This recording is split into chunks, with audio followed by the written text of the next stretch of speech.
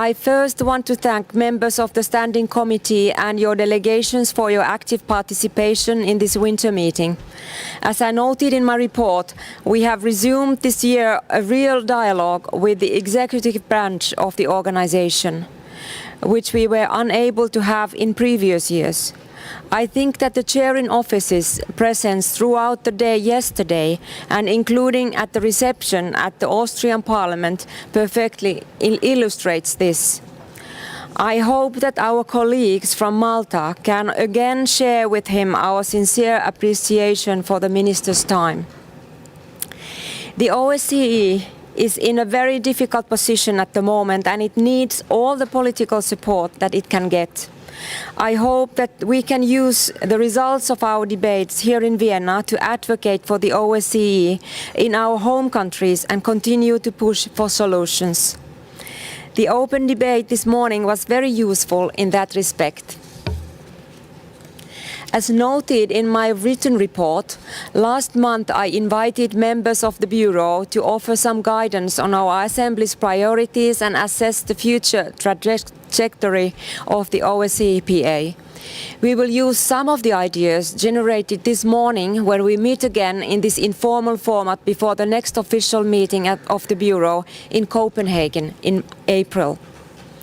I'm glad that we were able to count again for this winter meeting on a strong presence by delegations who have to travel the furthest to participate in our meetings, especially our colleagues from Central Asia and Mongolia and from the United States and Canada. I had the opportunity to underline this already in Washington, D.C. earlier this month. I thank the Helsinki Commission for their strong contribution to our collective efforts. As I will next give the floor to the Treasurer to present the findings of the audit, I would first like to inform you that since my election as your President, I have already participated in discussions with the Auditor, which this year expanded its scope to include a performance audit as decided by the Standing Committee. This has been a very open process, and I thank everyone, the Treasurer, the Secretary-General and his team at the International Secretariat and our Auditor for the constructive conversations we have had in the past 6 months. As the Treasurer will outline in more detail, I'm glad that this comprehensive audit has returned a positive appraisal, underscoring the Secretariat's strong commitment to resource management. This confirms that we operate with a high level of efficiency.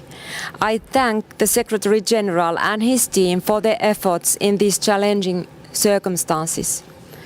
One issue I wanted to highlight is that of staff salaries. The audit clearly indicates that the salaries of our staff are below the industry standard.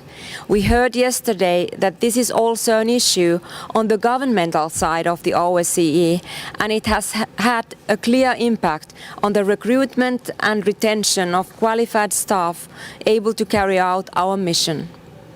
This is one of the challenges that we must address in the next budget cycle, along with the continued high inflation and the intention by the Russian Federation to not pay their contribution. I will continue to keep a close eye on these matters in the coming weeks and months. I will conclude here and next give the floor to the Treasurer for his report.